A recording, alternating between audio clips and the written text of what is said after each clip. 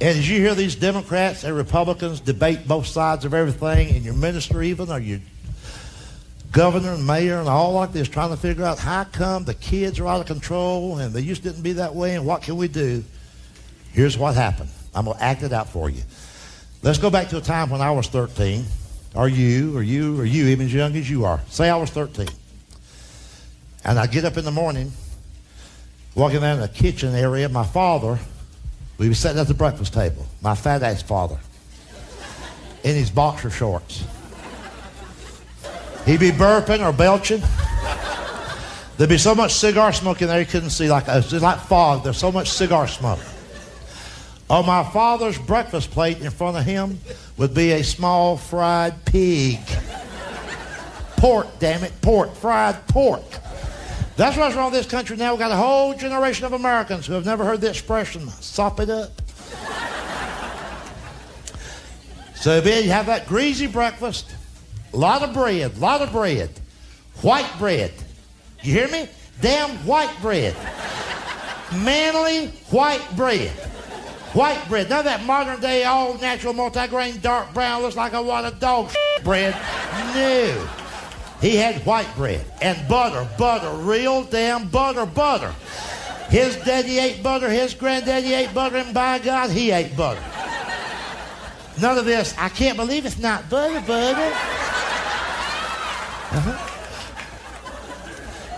And guess what they got for some of you young guys now? You young guys, those of you who go over to Applebee's or TGIF Fridays and pay $7.95 for their stir fry. You know what stir fry is? Cauliflower, carrots, and broccoli. Same shit my daddy used to give to the hogs.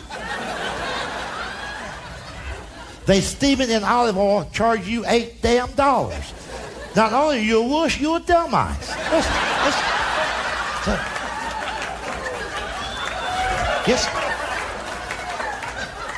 Guess what they got for you guys now? Not only do they have, I can't believe it's not butter, they got, I can't believe it's not butter spray. Have you seen their commercial? They got butter spray now. Squirt. I'm going to tell y'all something. You can tell the world that I said so. If I ever see a young guy squirting butter, squirt, I'm going to ask him out on a date. I think he'll go. I think I'll enjoy it. Eat like a woman, act like a woman. And my daddy would be eating a jar of jelly, a whole jar of jelly. None of this modern day $7 a pint, all natural fruit spread. My daddy had sugary, teeth rotting damn jelly. 49 cents a gallon. But anyway, here's the point. When he would catch a glimpse of me out of the corner of his eye, coming out of the bedroom, my daddy would start talking to me without even looking up from the plate. He said, boy, don't you even look in the kitchen because you're not going to eat this morning. You should have got your butt out of bed when your mother started calling you an hour ago. Now, why don't you grab those school books and get out by the highway and wait on the bus? Because if you miss school one more time, you ain't going to live to be 13. I believed him. My eyes went to school, unarmed. Now we'll fast forward. Here's how the scene is played every morning in America now. Young kid gets up, walks into the kitchen. There stands his dad, a modern dad, sensitive male. His dad is standing there in his ponytail and earring. Not only is there no boxer shorts, there's not even any Fruit of the Looms anymore. The young guys now, they wear not much more than a thong. It's like a little thong. It's little panties, little satin panties. Just like, oh, different colors, you know, green, gold, yellow. There's no opening. That's what's really wrong with America. The whole country now squats to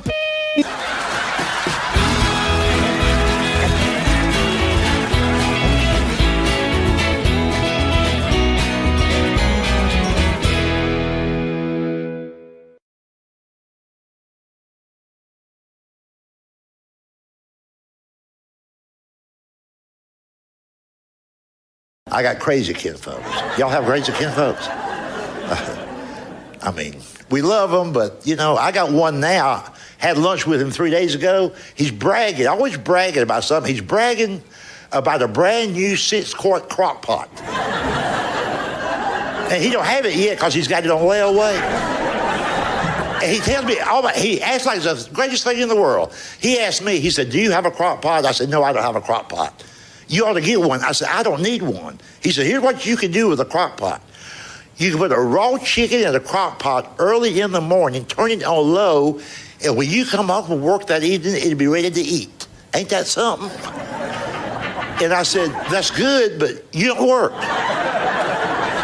Because you're home all day, you know. The reason he's home all the time is because he's never had a full-time job, because I don't think he knows how to fill out a job application. Where it says nearest relative, he'll put 12 miles. In case of emergency call, he write in like 911. Just crazy people. But it's good to be here. By the way, I got here about an hour ago, and I saw some of y'all outside.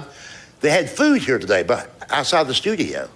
It was wonderful, wonderful food. As you can tell, I love food. I tried every diet that don't work. A diet that I hated the most. A few years ago, they had this diet called the Stillman water diet. The Stillman water diet. You had to drink 18 glasses of water every 24 hours. I lost 2 pounds in one day. My bladder fell out. You know? But I love good food. Have you noticed that young people today don't know how to eat real good? Young folks, they get politically correct on what they eat. I work and travel with other comedians. Some of these guys, bless their heart, these are weird guys. I mean, they're 25, 30 years old. We always stay at the same hotel. They'll call my hotel room and they'll go, we going out running. You want to go? And I'm like, do what? We go run. You going? I'm like, no.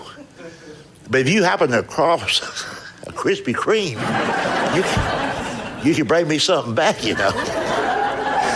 And I hate to go out to eat with them, especially, I love to go to the truck stops. And this is a true story that happened in Nashville just about, a year ago. They had me working with a 25-year-old comedian.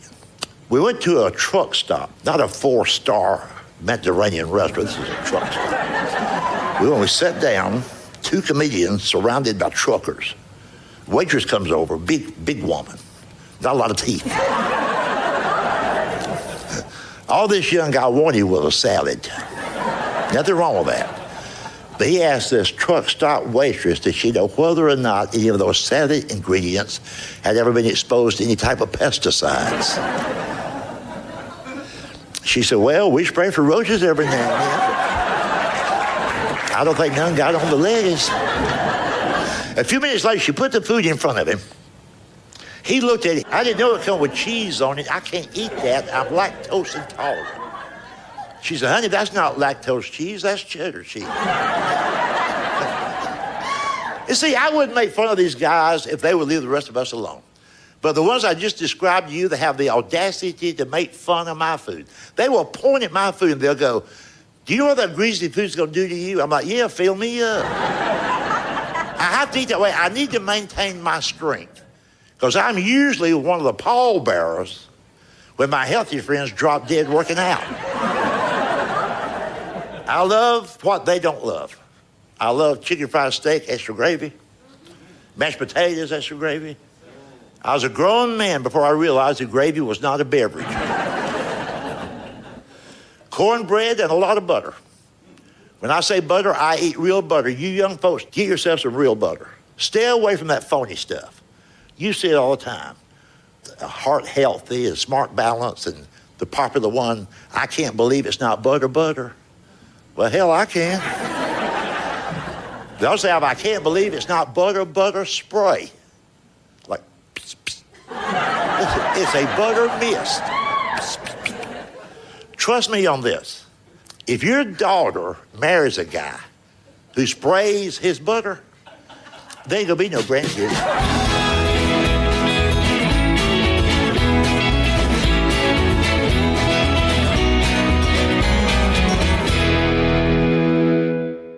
You can tell I love food. I tried every diet that don't work. A diet that I hated the most. A few years ago, they had this diet called the Stillman water diet. The Stillman water diet.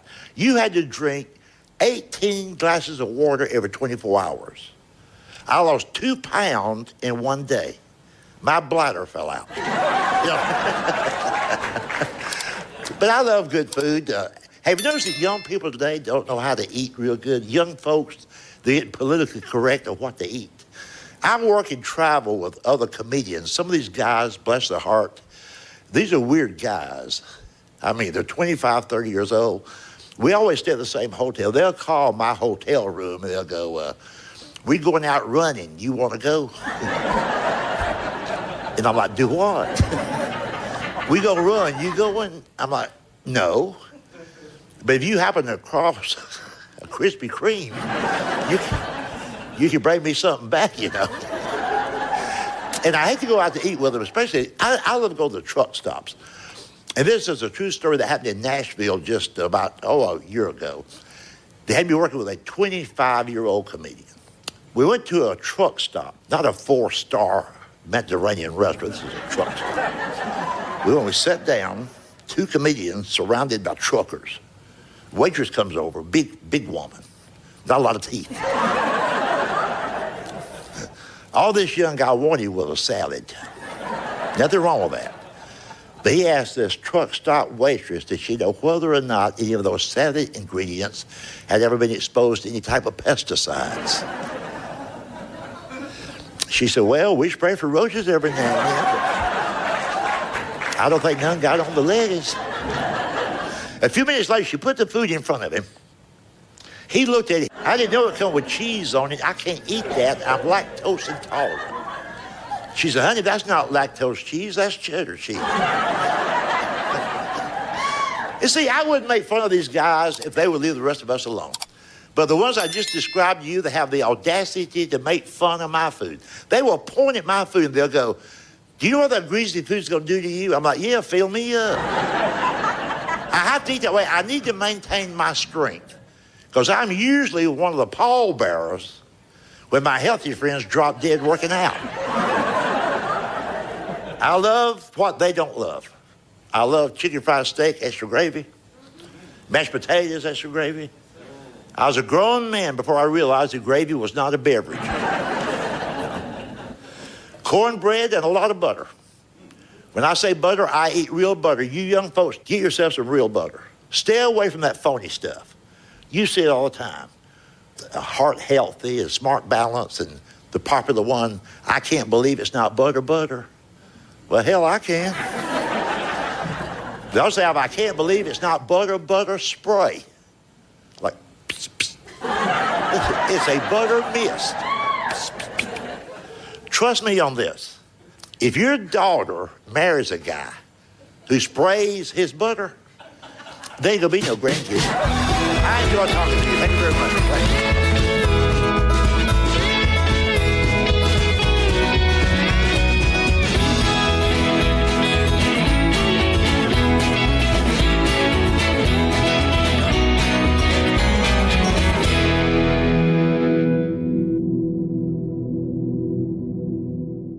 I tell you what, you pay close attention and see if this right here for most of you out there tonight, see if this don't bring back some precious, fond childhood memories to you about your mother and that covered dish. You think back a long time ago now when you was like, oh, just yay big. It'd be late in the evening, early nighttime. Everybody's out on the front porch after supper, about half asleep. Pot roast to do that to you. Remember, those were the good old days in America where a mother forced the kids to overeat. Made them eat. All right, y'all don't eat all that pot roast. I ain't going to make another one. Well, hell.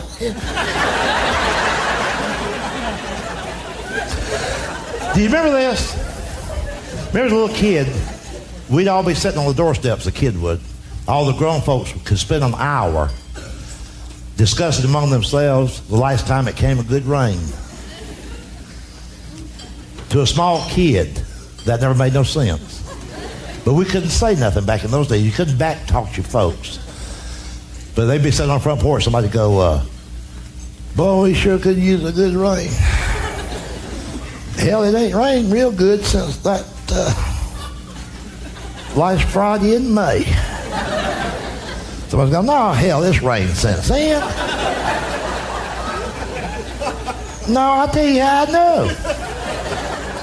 They're Friday before Memorial Day. Memorial Day is last Monday in May. Friday before that, my car broke down on I-20. Had to walk 3 miles to the payphone. I got soaked. Last damn Friday in May. So I said, no, I'll tell you what. It rained the second Saturday in June. Reason you don't know, you was in jail that weekend.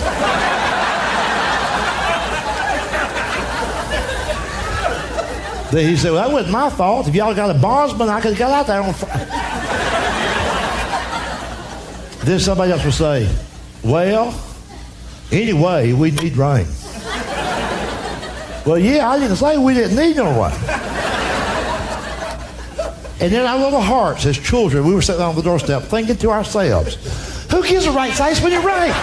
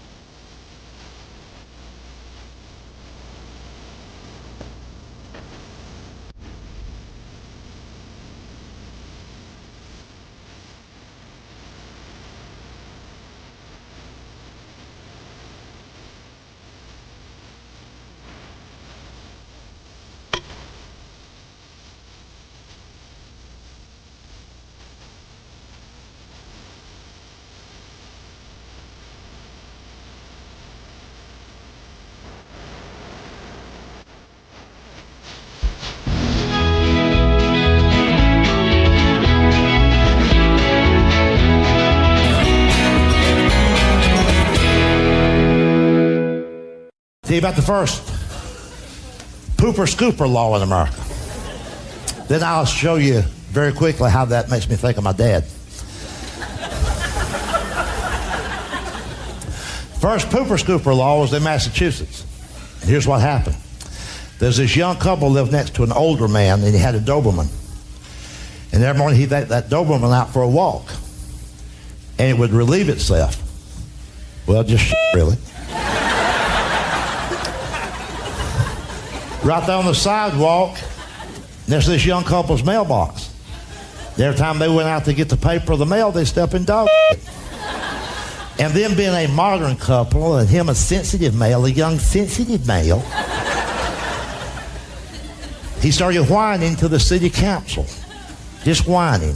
My neighbor's dog is in my yard. Please pass a law. Could you pass a law and help us? Could you help us? 2 years later, we had the first pooper scooper law in America. But here's the point to the story. For 24 long months, while this young couple was waiting for somebody to pass a law, they had to walk around dog just to get the mail. 2 years. You know what my daddy would have done? You know what my daddy would have done? He'd have gone next door and told that man that dead dogs don't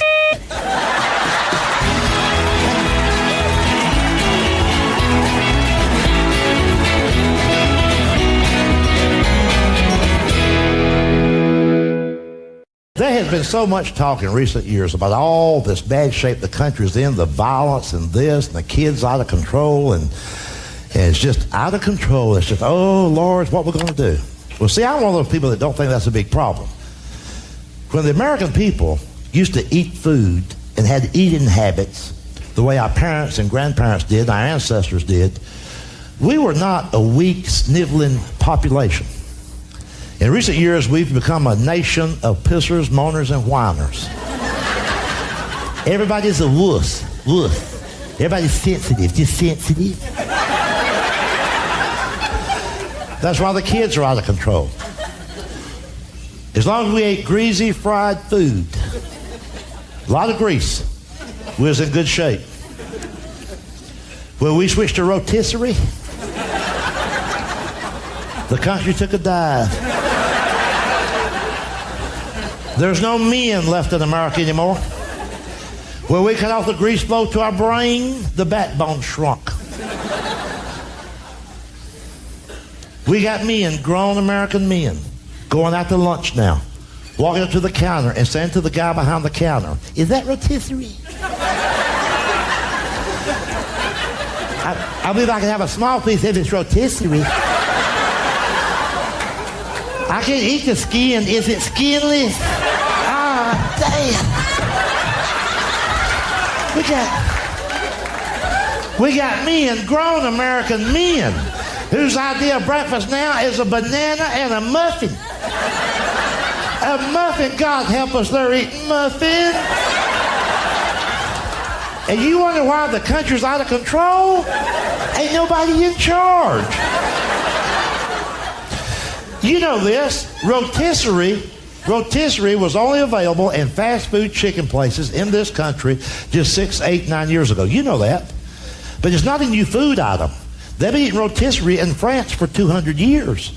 But France is a wuss nation. That's why we always have to fight their damn wars for them.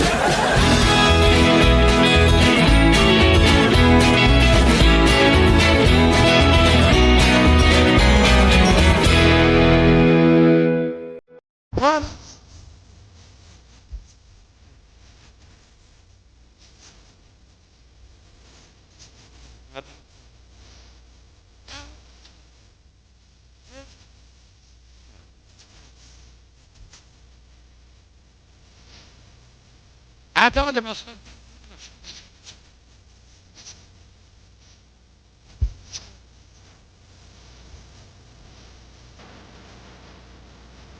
oh, this much.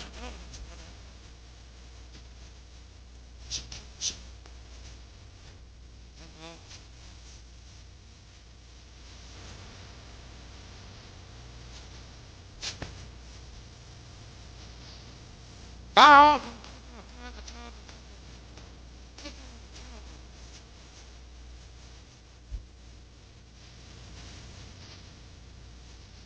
English is a case.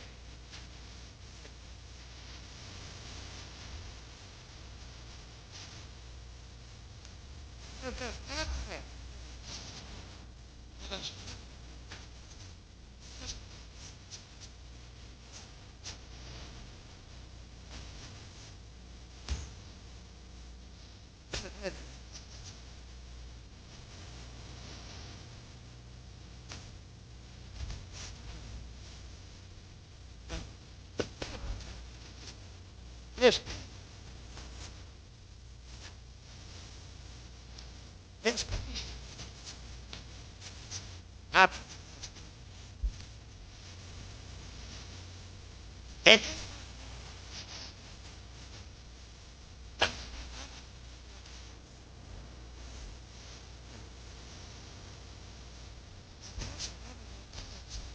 ah.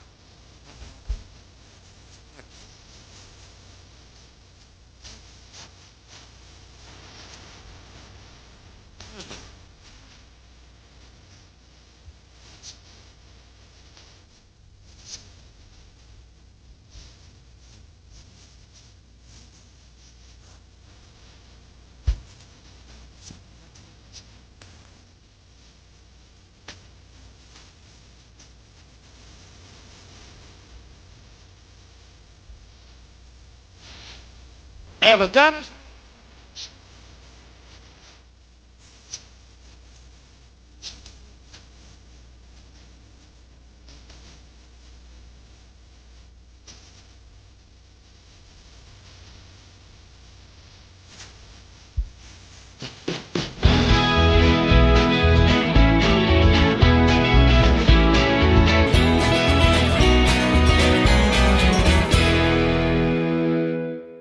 Working does not bother me at all. Yeah, and I think we all took for granted that would be an attribute that would continue to be prominent in our society. And you know, I can't even wrap my mind around someone who doesn't work. That Doesn't want to work. Yeah, that physically and mentally can. It boggles the mind that anyone who is physically and mentally capable of working will choose not to work or have no issue with not working. And I also think, too, sometimes it depends on who raised you, who'd you grow up with. My dad, uneducated gentleman, and my mom, for that matter. My dad never got past the fourth grade. My mother never got past the third grade. But my father, here's something that he told me and my brother a zillion times when we was growing up. My dad would say, nobody owes you anything. Right. Nobody owes you anything. Right. And my dad always went to work or he went out looking for work. And I'm my father's son. Yeah, that is something that we all miss, and we used to think that was a given, and most of the people that you knew when we were growing up had dads that pretty much sent the same message, Yeah. but now that is not a given.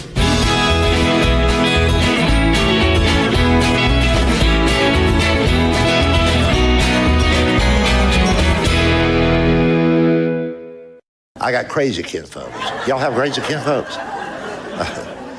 I mean, we love them, but, you know, I got one now. Had lunch with him 3 days ago. He's bragging, always bragging about something. He's bragging about a brand new 6-quart crock pot. And he don't have it yet because he's got it on layaway.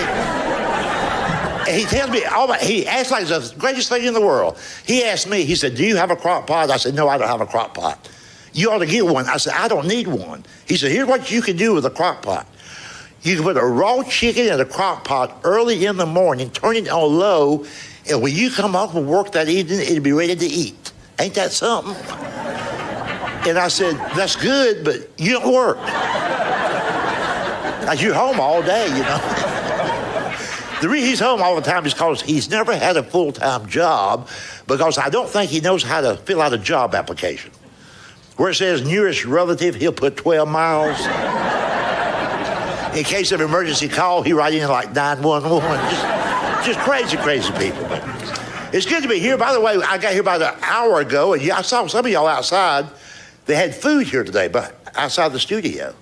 It was wonderful, wonderful food. As you can tell, I love food. I've tried every diet that don't work. A diet that I hated the most. A few years ago, they had this diet called the Stillman water diet. The Stillman water diet. You had to drink 18 glasses of water every 24 hours. I lost 2 pounds in one day. My bladder fell out. You know? But I love good food. Have you noticed that young people today don't know how to eat real good? Young folks, they're getting politically correct on what to eat. I work and travel with other comedians. Some of these guys, bless their heart, these are weird guys. I mean, they're 25, 30 years old. We always stay at the same hotel. They'll call my hotel room and they'll go, we going out running. You want to go? And I'm like, do what? We go run. You going? I'm like, no. But if you happen to cross a Krispy Kreme, you can bring me something back, you know. And I hate to go out to eat with them, especially, I love to go to the truck stops.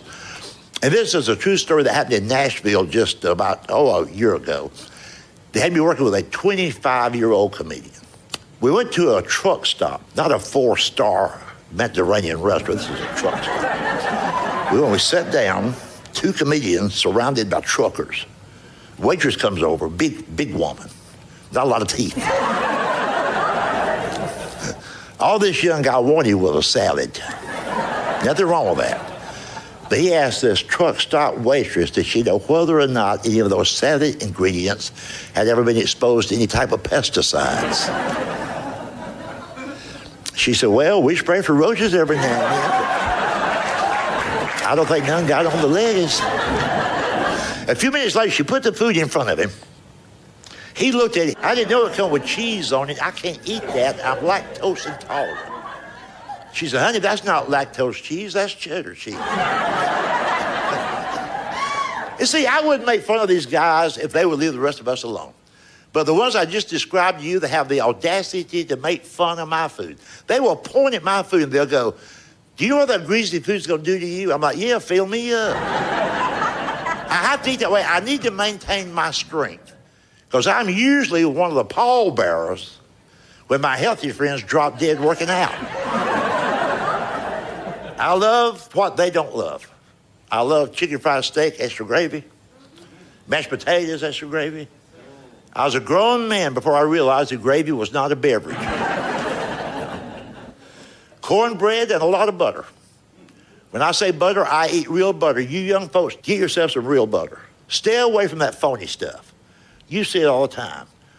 Heart healthy and smart balance and the popular one, I can't believe it's not butter. Well, hell, I can. They'll say, I can't believe it's not butter spray. Like, pss, pss. It's a butter mist. Pss, pss, pss.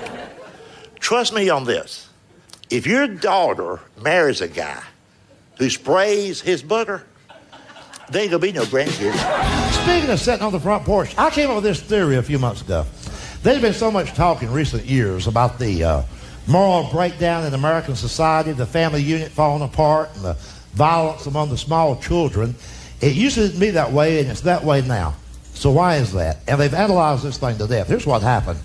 We made a mistake in this country years ago when we quit building houses with front porches on them. When everybody had a front porch, we was all more civilized. Get there after supper, sit around, talk, sometimes just grunt. Like, damn. I ain't gonna never eat cooked cabbage again.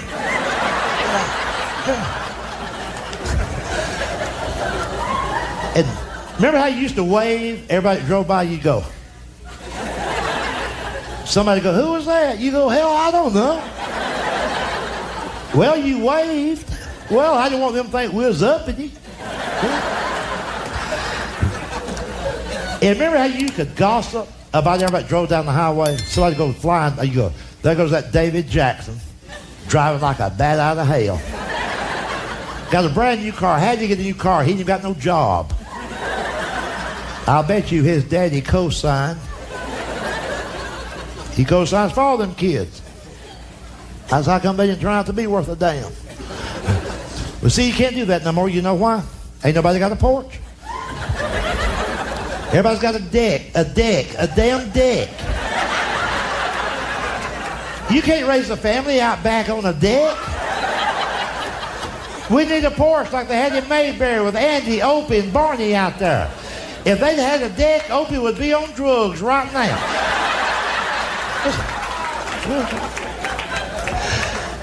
And look at this thing. Look at this thing about neighborhood crime. We're all paralyzed by neighborhood crime.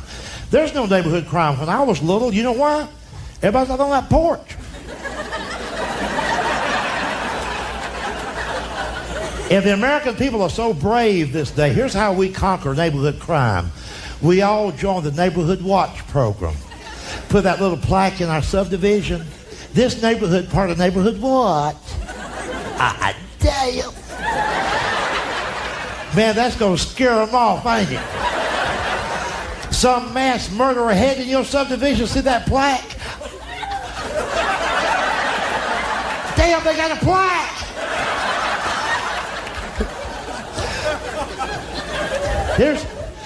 Here's how the Neighborhood Watch program works. Somebody goes, all right, it's your turn. This week it's your turn. You be on the lookout. If you see anybody strange in the subdivision, you get on the phone. You call everybody else. We'll be out back on the deck. You call up. Now, here's why there's no neighborhood crime when I was little. I remember being out on the front porch with my daddy and my little brother. Some guy would be walking down the road, and my dad would go, wonder who that man is walking down the road right there. My little brother said, I don't know, Daddy, I don't know him. My dad would go, he can walk down the road all he wants to. But he better not come in my damn yard. Well, see, you don't know that now. You know why? You're out back on the deck. The deck.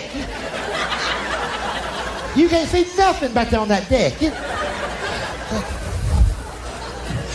And do you remember when the word porch used to be part of our vocabulary? Like somebody would say, you know, I had a glass of lemonade sitting somewhere. I bet you left that on the porch. Where'd I put that hammer? Look on the porch. Or somebody might say, what'd y'all do with that old refrigerator?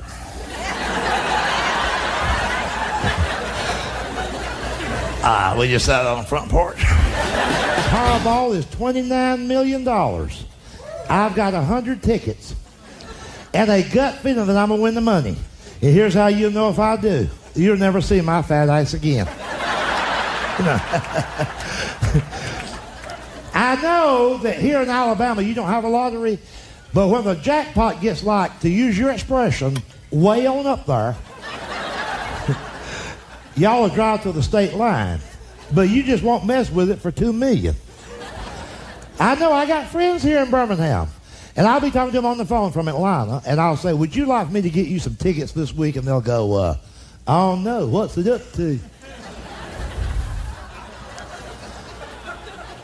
I go, well, it's just $2 million. They go, no, hell, I ain't gonna mess with it. Like if it's just $2 million, I just shouldn't stay here at Jiffy Lube.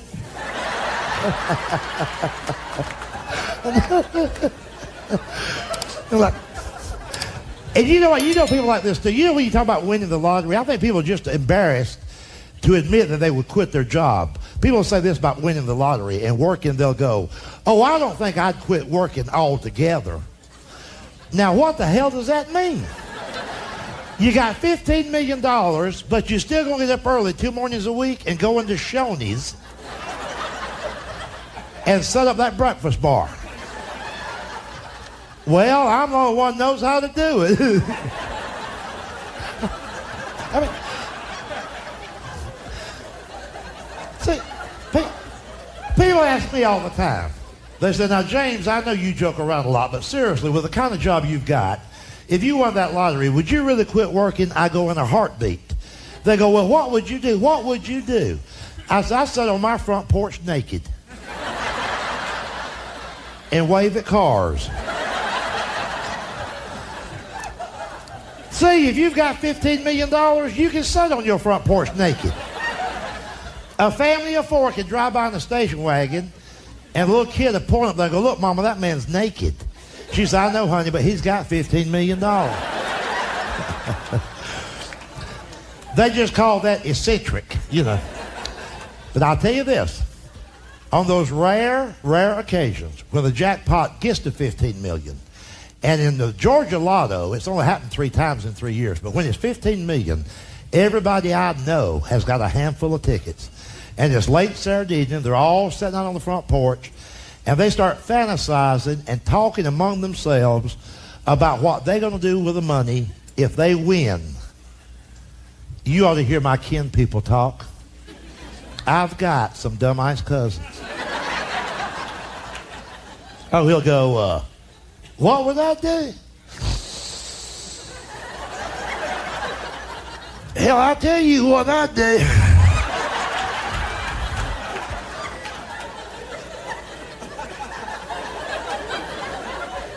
$15 million.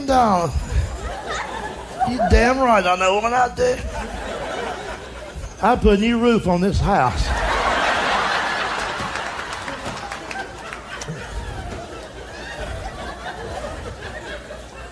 I'd go down to that lottery office on Monday, get somebody to take me down there. My car's broke. Get my check. Come back here, get out the yellow pages, turn to R, call me a roofing company. Tell them, hell, I didn't care what it cost. And I might go ahead and get that back porch screened in. And then they'll go, and if there's enough left, I'm like, maybe you ought to go to night school. It was always about the food.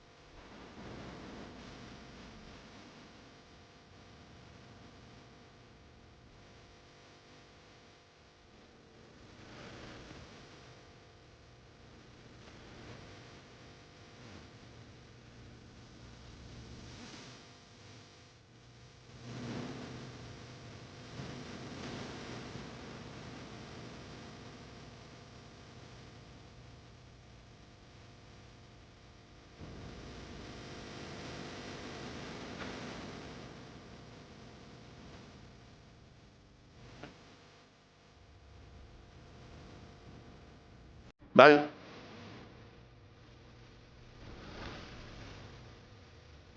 We all right.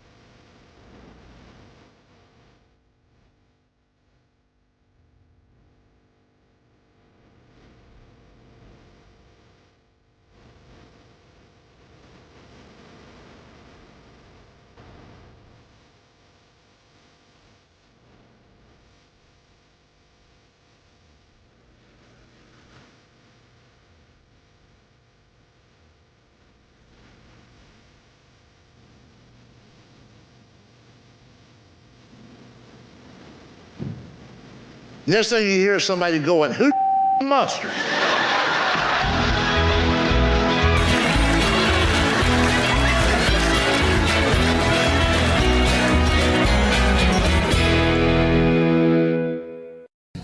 Let me tell you something. If you have not said this already, you will in a few years, but you heard your parents or your grandparents say it. And that is, they'll say, I don't think I'll ever be as happy again as I was as a small child. That was true yesterday, today, that'll be true forever. Small children will always be happier than adults because small children haven't learned yet that they're supposed to worry about their appearance, what they look like. That all becomes important when you approach your teens and you want to start going out with people. And when you look like I do, you end up dating some of the ugliest creatures. But I'm going to tell you fellas something, once you get used to it, it ain't all that bad. I remember the first girl I went with in high school. I'm not going to say she was a dog, but when I met her, she was 15 years old. Now that'd be 105 to me and you. And also, just to clarify one thing, I don't want you to think that I pick on Mississippi. I love that state. I love those people. I work over there quite a bit. I'm just upset with them because a few weeks ago, I got the only traffic ticket of my adult life down there. I'd always been told if you ever get stopped by the Mississippi State Police, don't be rude. Have a good sense of humor. Kind of joke around with the patrolman. Oh, I wouldn't do that again. No, I got stopped for speeding, and he said to me, he said, can I see your license? And I said, if I can play with your gun. Well,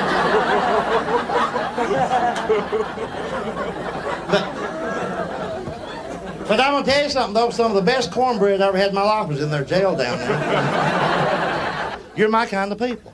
But we got to get out of here. I'm going to leave you with a tip.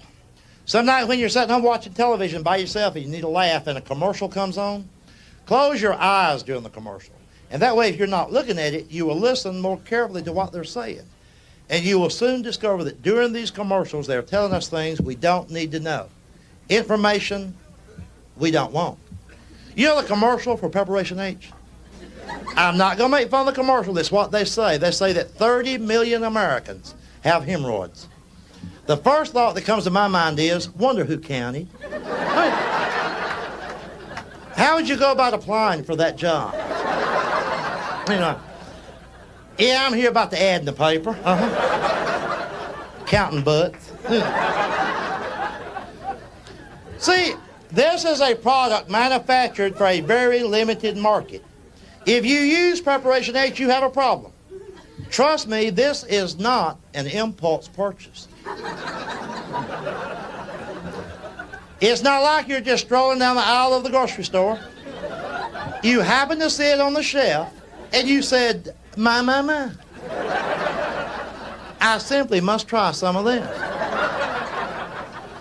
No. If you're buying it, you know what to do with it. But yet on every package of Preparation H you've ever seen, in big bold letters, it says, use only as directed. You know what that means? Sometime in the past, some nut has said to his wife, honey, wonder how this would taste on crackers.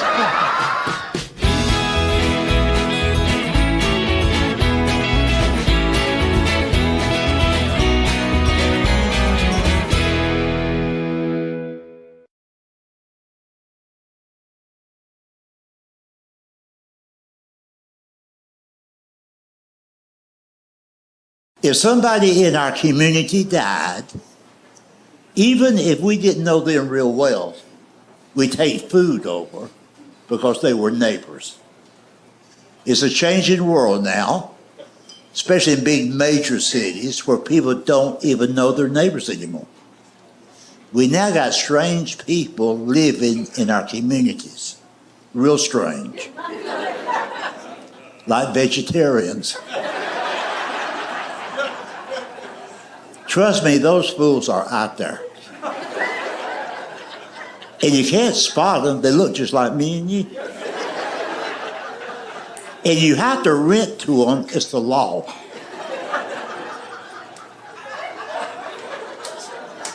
Vegetarians can live anywhere they want to now. Just like regular Americans. I know you're sitting there right now, you're probably thinking, well, so what? I'll tell you why, so what? If things keep going the way it's going, eventually, you're going to end up living right next door to a vegetarian. Then what you going to do?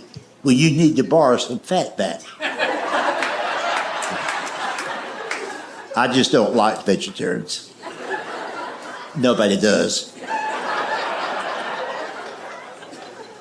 You know why? Because they think they're so special. Especially when you first meet someone. That's the first thing they want you to know about themselves. Now, here's something you need to know. I don't eat meat. I'm like, well, bless your heart. I'll pray for you. But I don't have time to talk about it right now. I'm on my way to Longhorn. And you know what? Now, I could be wrong about this, but I don't believe there's any such thing as a 100% vegetarian. I don't believe it. I believe they cheat. I believe they sneak around. I believe that. They're liars. There's no such thing as a total vegetarian who don't eat meat. I don't believe it. You can't convince me that one of those supposedly vegetarians, male or female, has never ate a weenie.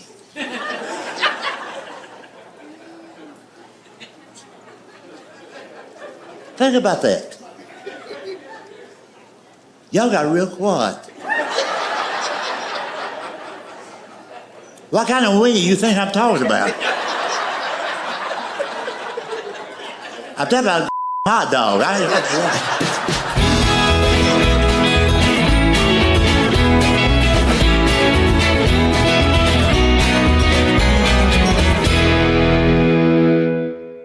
You know, people should laugh every day. It's good for you. The problem is you can't go out and see a comedian every night of the week. You people have got to learn to amuse yourselves. And I'm going to give you a couple of tips. Like, for instance, the next time you're the lead car in a funeral procession, make a wrong turn. Oh, what the heck? Lead everybody through a car wash. Hot wax for the bereaved. They like that, you know. And my favorite thing, you can do this anytime. The next time you're in the supermarket, put things in other people's buggies when they're not looking. And then get behind them in the checkout line. I swear, you'll see them, they're just like this, like.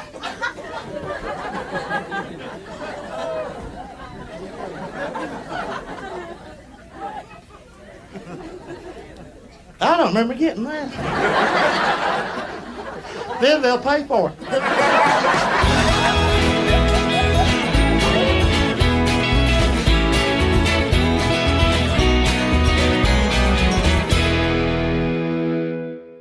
Oh my, see, you got to learn to have a good time every day. No matter how much money you're making, what kind of job you got, what kind of house you live in, we all have a day that comes along where on that day, we feel kind of sorry for ourselves, like everybody around us has got a better life than us. They're making more money, they got a better house. And we're just tired of Chattanooga, tired of where we live, we're just bored, like the world's going by and leaving us behind. On a day like that, you need some excitement in your life, a spark to your day.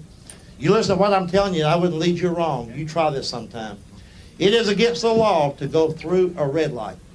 It is not against the law to stop on green.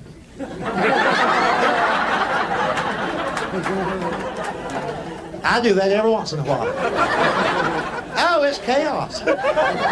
See, they didn't think anybody would ever do it. There's no law on the books. The policeman's going to pull you over and he's going to say, hey, you stopped on green. And you can say, yeah, I know it. Have a good day.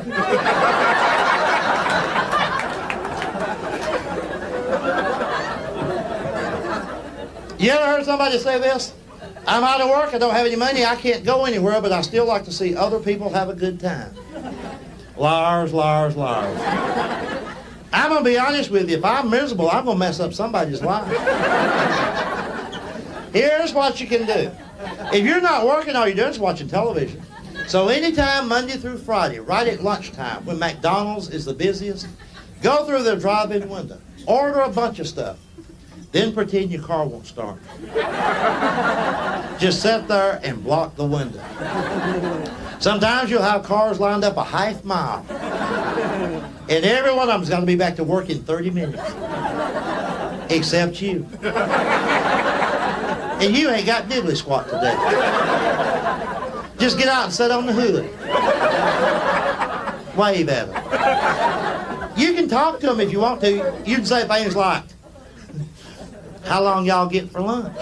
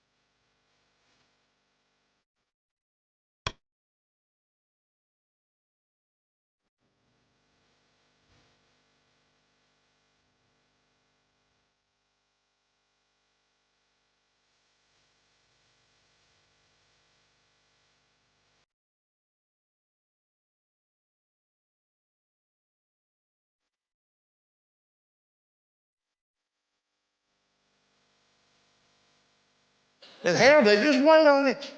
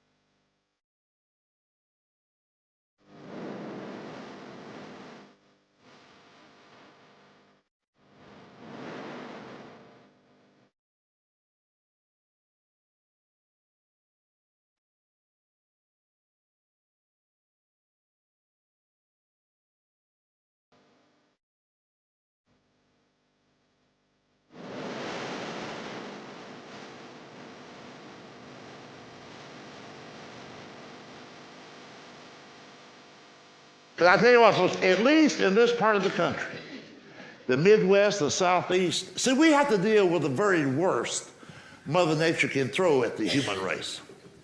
See, on the West Coast, California, they don't have tornadoes, and they don't have hurricanes. That's just on this coast. Tornadoes occur in the Midwest, the Southeast. New England, like Vermont, Rhode Island, they don't have tornadoes. You've heard the expression, it's biblical, and your mother has said it. You've heard it. God never gives us more, or puts more on us than we can handle. That's how come he sends that stuff to us. He would never send a tornado to damn California.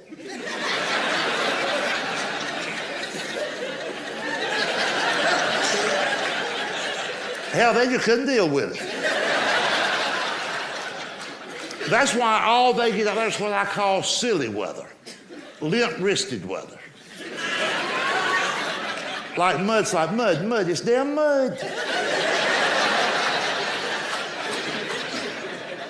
Where else in America would mud be a natural disaster? Down here, we put big wheels on something and get out and play.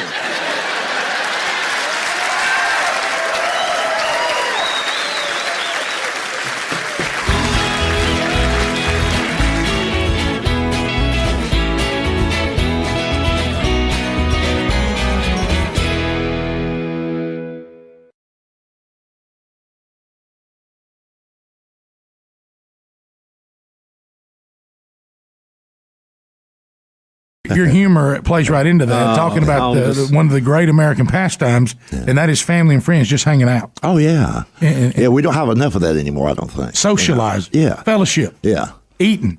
I mean, you don't have to be real old. You can be in your 20s or early 30s, and you're still old enough to remember when people could actually sit around and talk without a cell phone glued to the ear. And it's very hard cell to phones tell. are kind of new in society, basically about a decade, really. Yeah. Well, Well, it dawned on me. I was talking with a friend of mine this past weekend, and we were headed outdoors to go hang out. And he was talking about something happened at some time, and he was just in college, and he's in his early 40s. Right. And he said, and they had to try to find me. They just called the phone of a friend where I was over at his house because we didn't have cell phones. And I thought, wow. That's odd. Yeah. So yeah. So I don't tolerate that much. In other words, like you see them in restaurants. Mm-hmm. People go out as a family to eat. There's 5 members of a family sitting there, 4 of them on the cell phone talking during dinner. You see people eating with one hand, talking with the other, and I'm thinking, what phone call could be that important? What's really that important? Right. And that mamas had changed because my mama wouldn't tolerate a hat. Oh, a hat. Not us either. Singing. I don't know where that one came from. I said, now who declared we can't sing? In some reason, there was some rule. Did you have that in your family? Oh, yeah. No, you don't sing at the table. You don't sing You go to the table to eat and you talk. Because you have to open your mouth. I can remember being at the supper table and the phone ringing. Of course, you don't have to get up to answer it. My dad wouldn't let us. Yeah, we do that now. Yeah. What do you do? What would he do? Just give us that look. Remember, there's no voicemail then, no answer machines. Yeah. No caller ID. Yeah, hell, they'll call back.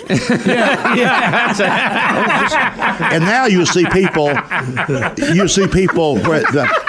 but really, that's what Yeah. What's wrong with it? But you know what? That's the way I still am, Like, my cell phone's in the car. I never take my cell phone. I don't take my cell phone in buildings. I text one time in front of James. I would never take my bad. Yeah. Texting, don't get me started on that. Yeah, he threw it right in the potatoes. I have a very cool, hard stance on texting. Right. Every time I read in the paper, hear on the news where these single car accidents, where they were texting, ran off the road, hit a tree, and died. I'm so glad they're dead. James. I am. James Gregory. Can I say we're off to a blistering pace today? No, I'll tell you why. I'll tell you why. You're saying only single car accidents. Because sometimes you cross the median to hit an innocent person. Yeah, and you're not for that. No, but see, I tell you why I'm glad they're gone. They're out of my way for one thing. Number two is if these idiots who text and drive, I don't know why we do that. If they do that on a regular basis, tomorrow they could cross the line and hit my sister. Yeah. Tomorrow they could cross the line and hit my nephew and niece or the people I love. I agree. So if they go ahead and die today, I'm okay with that. But that's the reason why I've never understood why we're having to have a law about people texting and driving. How can there be people that think they should text and drive? Well, they're just idiots. See, that's one thing you can't legislate.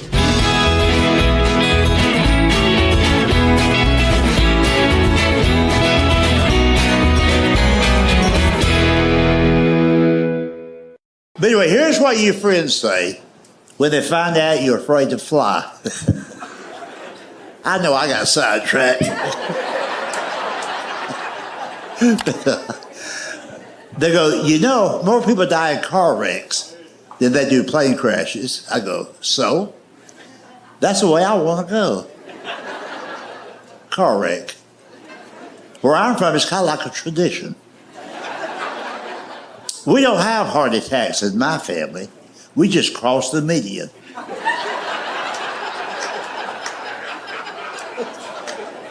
Usually on the weekend. Just out drinking. Trying to outrun the repo man, somebody. Well, look at it this way. At least if you die in a car wreck, they can always retrieve the body.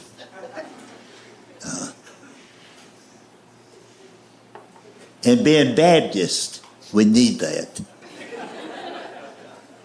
If you give us some embalming fluid and some tater salad, we could have a funeral.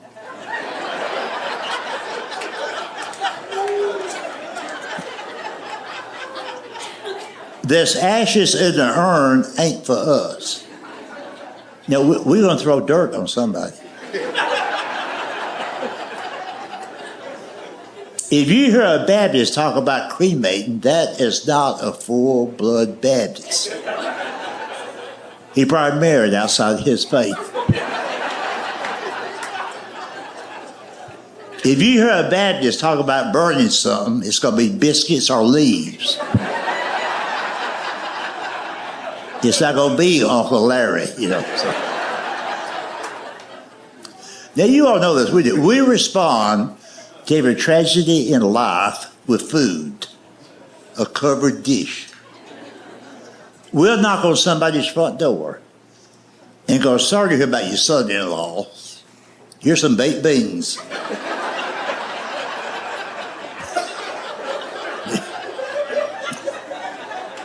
We would come in for a minute, but Walmart closes at 12.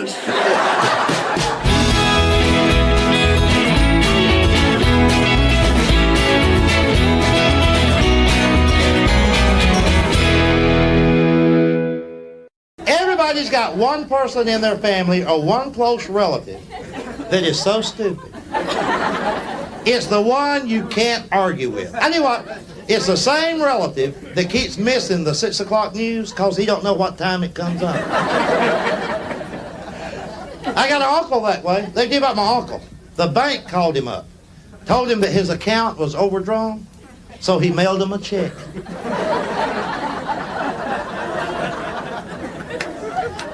His dream in life is to own a 2-story mobile home. I told him, I said, Uncle Robert, there's no such thing. He says, well, they ought to be for people that's got money.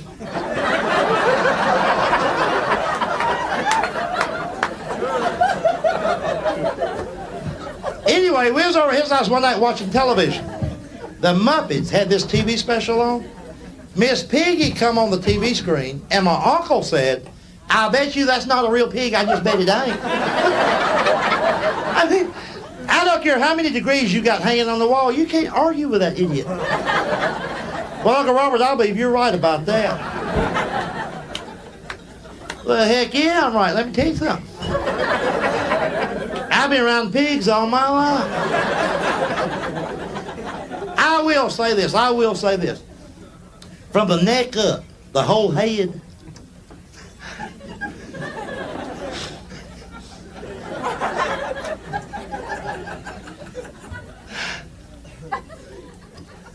That looks authentic. But a real pig wouldn't wear a dress like that. He's the kind of guy that brags on his dog all the time. You ever heard somebody say this when they're bragging on their dog? They'll say, he don't know he's a dog. He don't. He thinks he's one of us. I tell him, I say, you paid $100 for that puppy. Get your money back. He's got brain damage. If he don't know he's a dog, he's going to spend his whole life running around wondering to himself, why am I barking?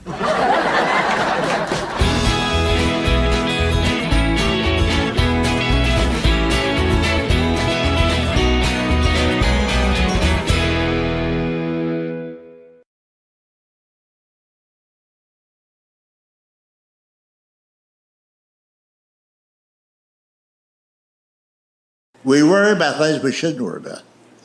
Just like the endangered species people. Ah, damn.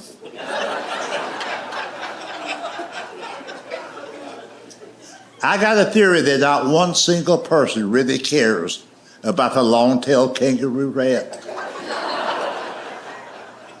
Do you realize that the majority of the American people support that legislation that's cost us billions of dollars in the past 40 years to preserve various species, some special turtle, some special lizard, and that damn rat?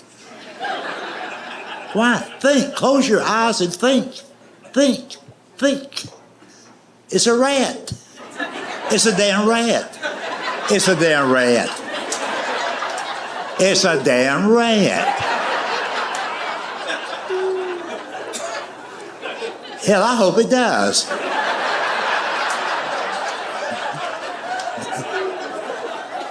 Just like previous generations, the one that Reader's Digest says are happy, if they saw a rabbit, they kill it. It's a rat. It's a rat. It don't care how long the damn tail was. It's still a damn rat. See? So we worry about the damn rat. We worry about the weather. I mean, come on. It's a rat. We individually, as my father would say, don't give a shit.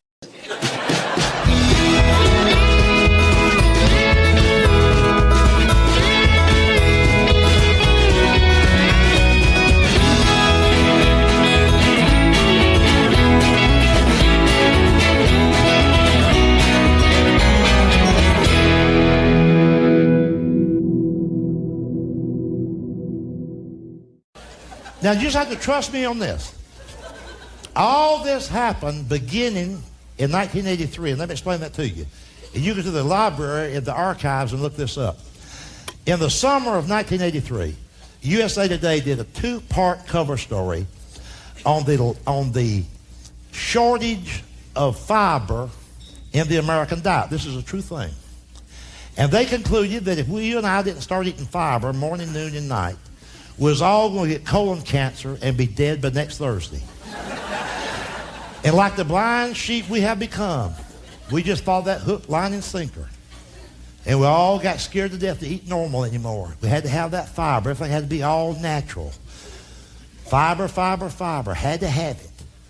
That's why we can't get anything done in this country no more. We're all day.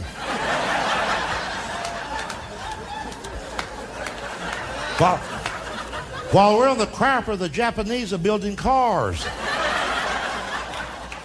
In Japan, they just shit once a week. That's where they got that word bonsai.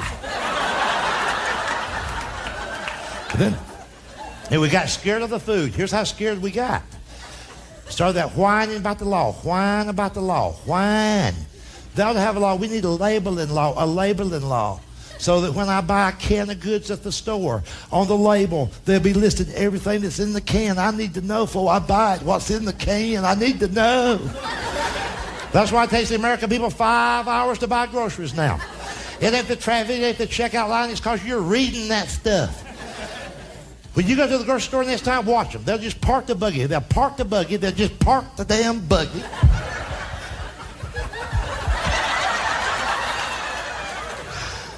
Speaking of fiber.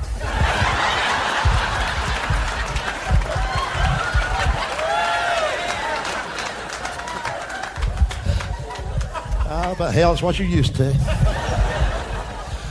They'll park the buggy, they'll start to read it. Just read it before they put it in the buggy. Just read it. Just read it. I'm not a brilliant person, but trust me on this. If it says beans, damn it, it's beans.